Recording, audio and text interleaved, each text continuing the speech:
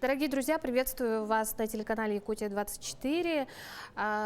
Такая хорошая возможность сейчас выпала жителям нашей столицы, потому что с гастролями приехал театр кукол города Нерюнгри. И в эти дни они дают спектакли, сказки на сцене Русского драматического театра имени Пушкина в городе Якутске.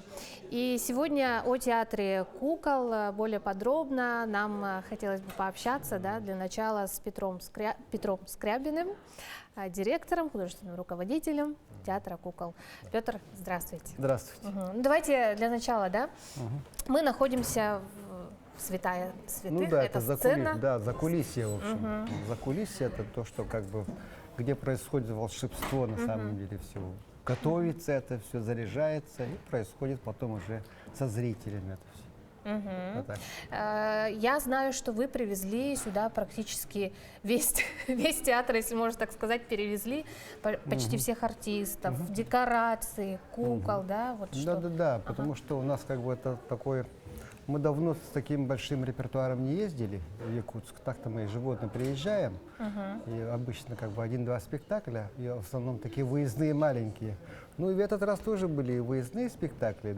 С начала недели у нас ездили ребята, со спектаклем «Навстречу солнышку». А сейчас на площадке уже на большой работаем большие спектакли наши, детские сказки, и для взрослых есть у нас. И сегодня вечером будет спектакль «Разговор с матерью», который поставил Сергей Потапов у нас.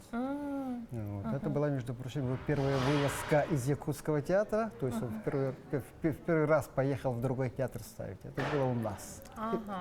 Так. Ну, не можете об этом не говорить с гордостью, наверное, да? Не говорите. Давайте пройдем, посмотрим. Вот как раз сейчас закончился, спектакль «Кай и Герда», сказка для детей. Да, «Снежная королева», это, первый спектакль закончился. Сейчас у нас подготовка ко второму спектаклю идет. Уточнения некоторые там по свету. И были моменты, когда надо было это все делать. Допустим, работает сейчас с вороном поющим, которого встречает Герда. Вот как по раз пути.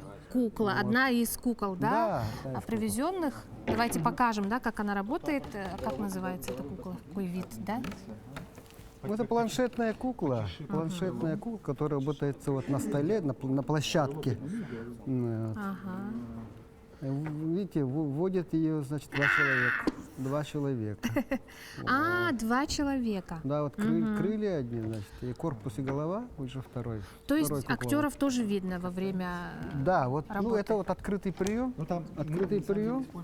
и они закрывают лица и в перчатках черных этих, чтобы не сбивать. То есть актер сливается с фоном, темным, наверное, да? Да. Максимально, в общем, стараются так делать. Режиссер спектакля Александр. Да, наслышаны, знакомы с Александром. Сегодня зритель первый у нас посмотрел, столичный. Мы очень довольны зрителям, потому что они так внимательно и очень тепло приняли этот спектакль, сказку эту. И актеры довольны тем, что всегда же хорошо, когда зритель воспринимает тепло твою работу. Конечно. Как тяжело, сложно ли было перевести все, Я понимаю, не что так просто, конечно, не так просто, тем более сейчас времена такие, что и с бюджетом не очень, везде, как и везде, поэтому, были сложности, и декорации сейчас у нас, видите, этот спектакль один из таких больших именно по декорациям, поэтому и много мы, около 5 тонн, по-моему, 5 тонн, по-моему, привезли декораций, И каждый день будем сейчас спектакли менять, то есть в день 2 раза, получается. Утренние спектакли для детей работаем здесь, а потом вечерние для взрослых. И это все все меняется, и декорации, и свет. Ребята тут с утра до вечера, в общем, работают. Труппа из скольки человек приехала в Якутск? У нас сейчас 15 актеров приехало. 15? Да. 15. То есть все актеры, которые сейчас заняты в театре, они все приехали. Весь актерский состав приехал. Приехала и монтировка, нам помогать, потому что, много спектаклей. И сложных спектаклей, и они в спектакле работает монтировка. То есть у нас все тут двигается, все ходит, все меняется. Не стоит так изначально, и все. Поэтому, да, работы много, и свет, и звук ребята вот постоянно сейчас уточняют. Понятно, что как бы не своя площадка, всегда есть сложность в этом смысле. Вот. И ребята с этим как-то справляются, вот. Поэтому я как бы хочу сказать вообще спасибо моим ребятам и художникам по свету и по звуку, потому что на самом деле это тоже такой труд непростой, настроиться на чужой площадке под свой звук, чтобы это было как бы, не резало слух, не было как бы чужеродным в этом спектакле. Вот так. А что касается вот актерского состава, да, ребята больше молодые, как часто вот приходят новые люди, да, в театр? Насколько вот сегодня вообще профессия артиста востребована? У нас в театре вообще как бы актерский состав молодой, можно сказать. У нас наоборот проблема с такими этими с возрастными нехватка, да? Возрастными актерами. Хотя, время идет, мы тоже постепенно как бы появится. Рано или вот. Ну и помимо этого сейчас вот у нас именно для нашего театра трое ребят учатся в Ярославском театральном институте, учатся на актеров-кукловодов. Вот. 2 парня и девушка. Вот у них сейчас как раз началась учеба. Они уже сейчас как бы начинают работу, наверное, уже первые предложения по дипломным спектаклям, что-то у них пойдет. Вот. Мы время от времени мы с ними, конечно, держим связь. Вот они в общем курсе с другими ребятами работают, потому что их только 3. Вот. Закончат, приедут к нам. Ждем их, прямо ждем с нетерпением, потому что всегда молодая кровь, молодое вливание, это всегда сила новая, это всегда новые идеи. И, да и зрительно, как бы, когда молодые актеры выходят на площадку, это всегда очень, они как-то вот освежают, как-то сразу светятся они на сцене. Ну вот непосредственно название «Театр кукол», да, подразумевает под собой это вот куклы, да, соответственно. Да. Нужно учиться профессионально да, конечно. играть куклами, да? Конечно. То есть просто прийти и научиться в театре невозможно? Если есть желание и умение, можно научиться, но это займет довольно не короткое время. То есть этому надо долго учиться. То есть если ты как бы ловишь, понимаешь, что действие, понимаешь движение куклы, да, то есть если ты владеешь своим телом, то, наверное, тебе легче будет как бы начать вести куклу. Вот. Ну, этому учимся, конечно, учимся, все учатся. Вот. И наши ребята, выпускники Артистского института нашего есть ребята у нас, вот. Есть с колледжа ребята с нашего, вот. Есть как бы и Владивостокский институт, в общем, иркутский. Вот. Ну, все разные. К сожалению, в нашей республике нет тех, кто бы учил актеров-кукловодов, поэтому вот в этом и сложность. То есть те, кто сейчас работает, у нас только один, по-моему, да, такой профессиональный кукловод, кукольник, вот, Кристина Никифорова. Все остальные вот мы практически на площадке, прямо в театре учились этому, привыкали к этому. Есть на самом деле большой опыт этому. Соответственно, каждому спектаклю подходим это все индивидуально. Соответственно, конечно же, плохо сделанный спектакль выпускать не будем. Соответственно, репетируем до тех пор, пока не добьемся результатов хороших, и чтобы действительно казалось, что это делается легко, непринужденно. На самом деле, конечно, это колоссальный труд. Потому что как бы актер, кукла сама по себе, допустим, да, она же все-таки персонаж такой удивительный, интересный, в отличие от актера драматического, который вышел на сцену. Допустим, актер драматический голову в себе снимет и не пойдет, а кукла пойдет. Кукла полетит вверх тормашками, с ним ничего не будет, да.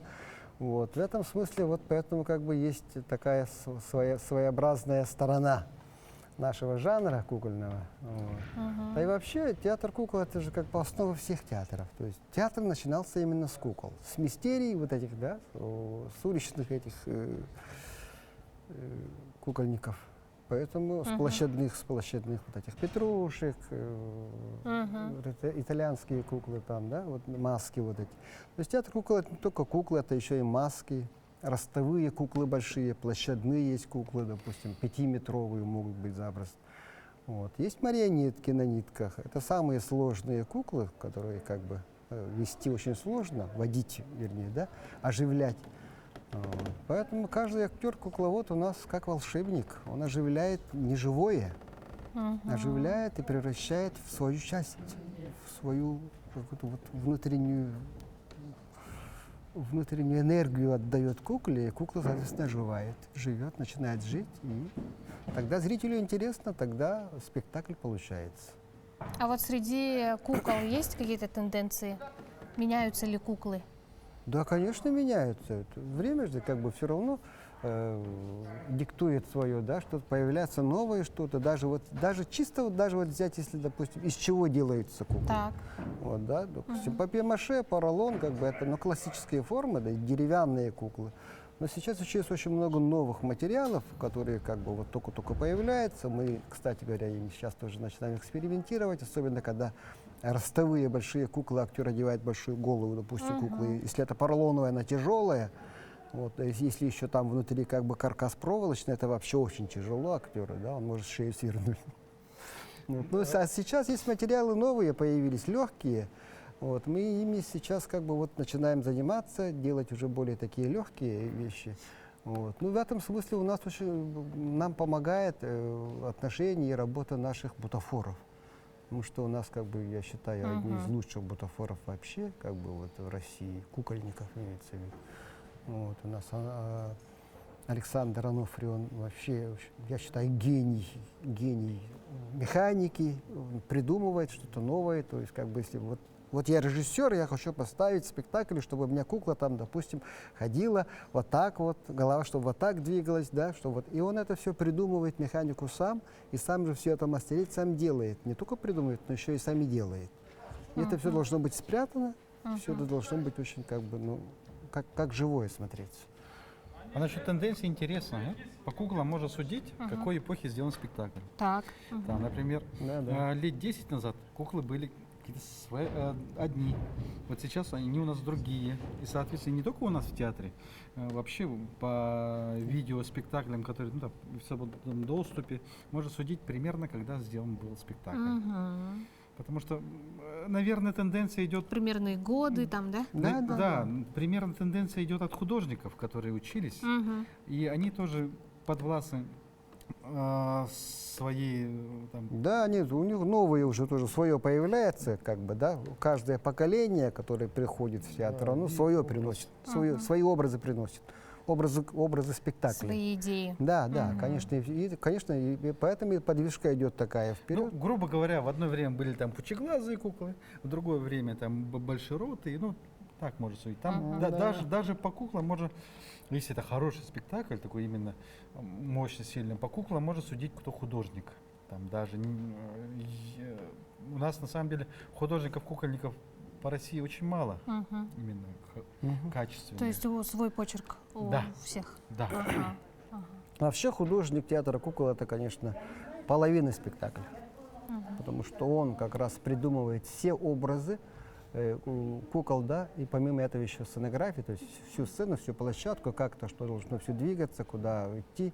Это все задумка и придумка художника. Ну, понятно, что с режиссером в тандеме, но это художник работает, образы создает. И потом это все отдается уже актерам. Я забирай себе.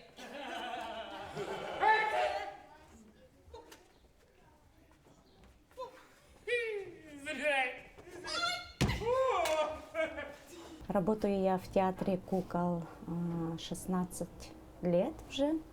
Вроде бы недавно пришла, вроде бы вот-вот волновалась, молодая.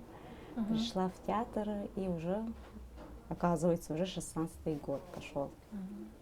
Пришла я, получается, в 2007 году.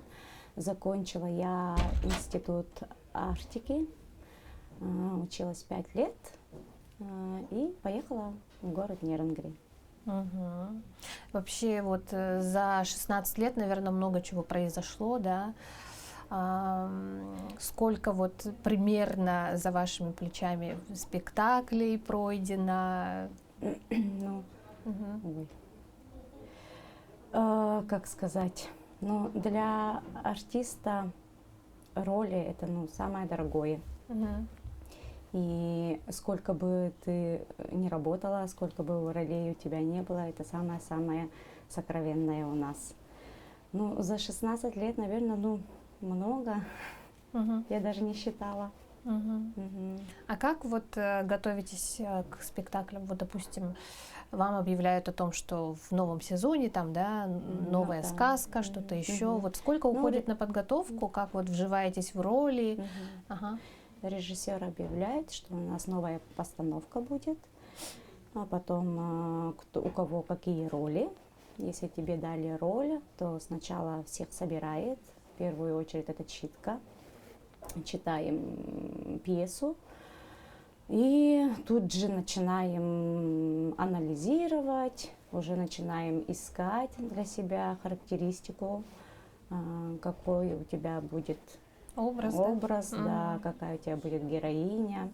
Но мы, получается, театр кукол, не только куклы показываем, да, кукольные Мгм. спектакли, но и в живом плане тоже Мгм. работаем.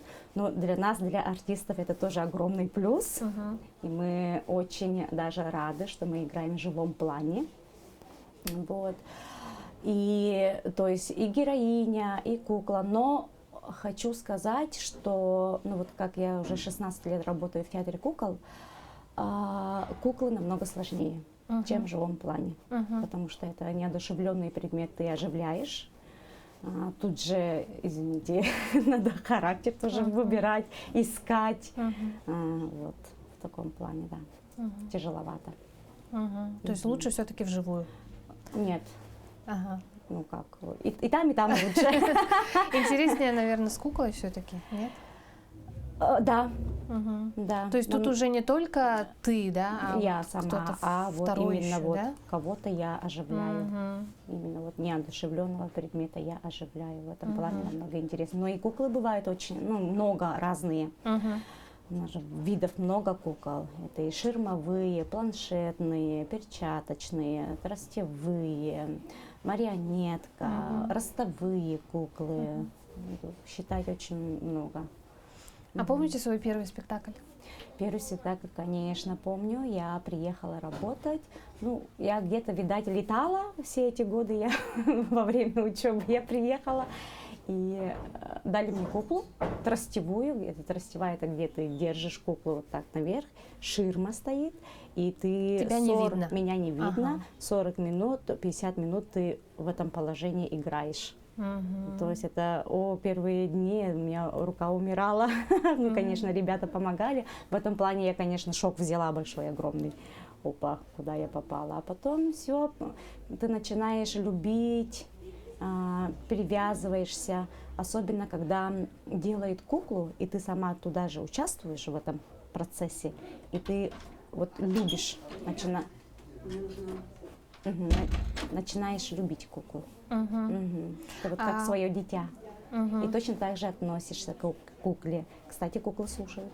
У меня были случаи много раз. Да? Да. Какие? Ну, один раз было такое. Взяли в Жиганск, поехали или куда-то на гастроли. И взяли один спектакль. Там куколка такая маленькая, ее зовут Таффи. Мгм. А мне почему-то не понравилось, что мы эту куклу взяли. Ну, этот спектакль. И я такая, давайте другой спектакль возьмем. Она такая, не, поедет этот. Она услышала меня. И все гастроли, все эти дни она меня мучила. Во время спектакля то у нее нитка порвется, Да. то нога туда. И потом я просила у нее прощения. Ну, мне Мгм. себе сказали люди, что надо попросить прощения. И все, попросила прощения. И успокоилась. И нашли общий язык. Потом Да, дальше да, продолжали да. играть Да, вместе. продолжала играть. Ничего себе, как Да, интересно. есть такое. И много кто такое расскажет. Да? Да. Лесной пиашка! Ну-ка, вставай! Сердце распахнет. Изначально, когда ты вот закончила институт, да, учебу, ты этого не понимаешь. Мгм. А потом со временем у меня уже начало вот-вот только приходить, что это, ну, не то, что вот моя жизнь, наверное, это любовь. Это в первую очередь огромная любовь, где вот профессия, где я в моей профессии я наслаждаюсь, где я беру адреналин. Я даже говорю, вот только артисты понимают, какой мы адреналин получаем, когда выходим на сцену. Вот бы всем получить такой адреналин. Вот эти эмоции. Вот кайф, эмоции, да. Вот. Ну и, конечно, зрители для нас. Для кого мы выходим? Для зрителей. За что мы всегда рады. Если полный зал, я очень радуюсь. Как сегодня. Как сегодня. Такие детки хорошие. Да, прям полный Те мои зал. сидят и говорят, Кай, еще говорят, Кай, туда надо перейти. Подсказывают. Ага, подсказывают. А эта снежная королева такая умирает. О, нет, Кай, нет. И слышу, девочка, ага, сама же натворила, теперь переживает. Огромное спасибо, очень хорошо. Пожалуйста. И я рада познакомить вас с артисткой, с актрисой, да, театра кукол Анастасией Ефимовой. Вот, собственно, кукола, называется она планшетная, да? Да, это планшетная ворона моя. Как понять, вот, что значит планшетная кукла? Ну, у них вот свое управление, то есть есть ручка, и они самые легкие в управлении, то есть как от твоей руки исходят, да? Ага.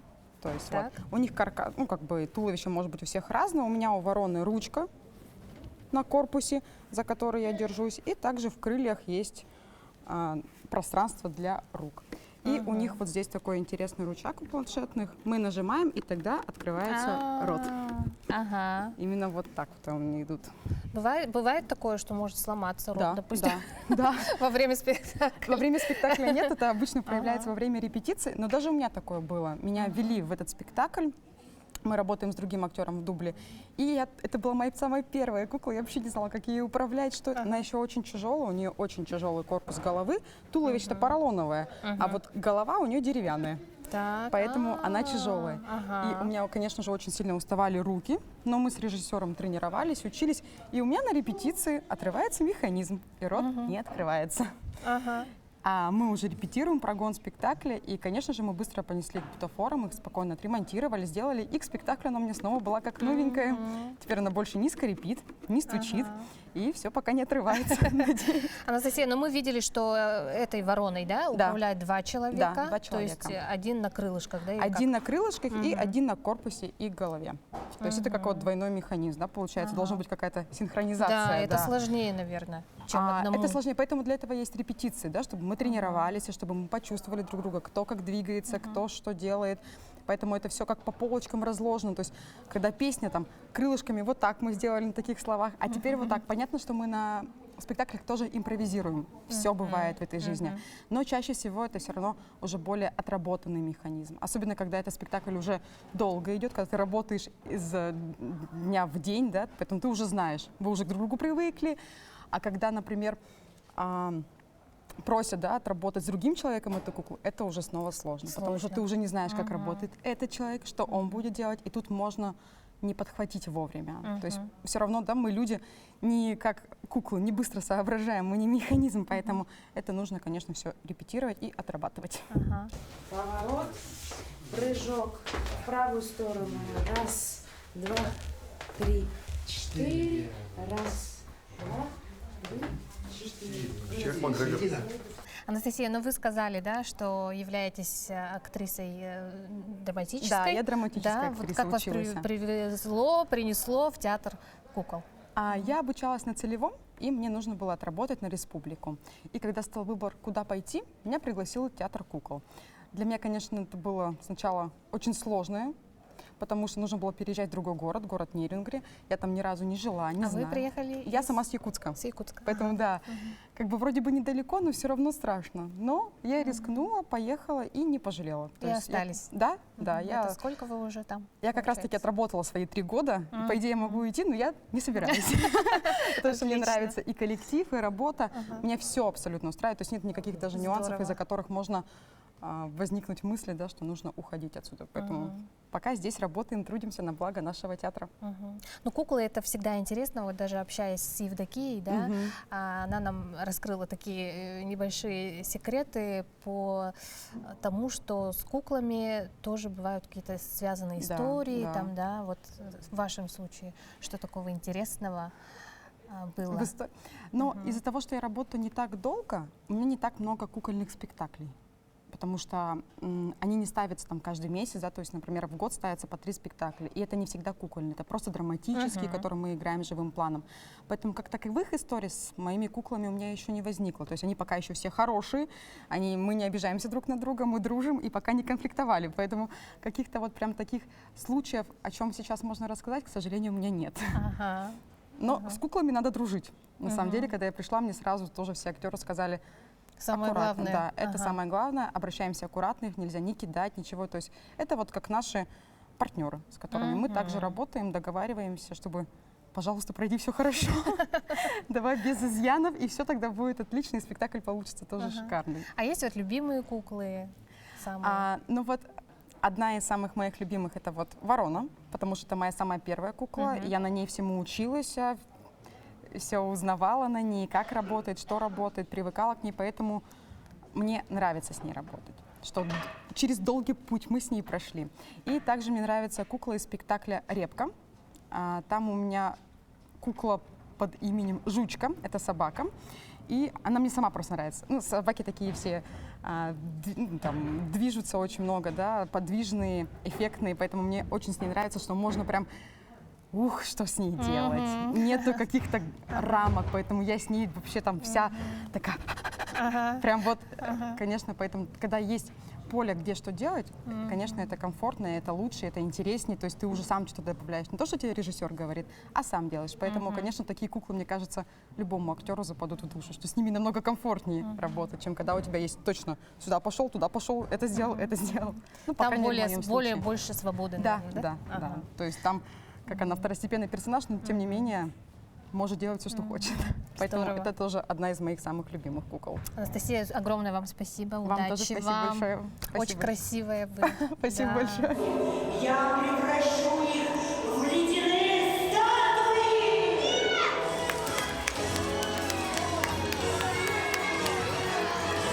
Дорогие друзья, на этом наша программа подходит к концу. Думаю, что вам было интересно, как и нам, нашей команде.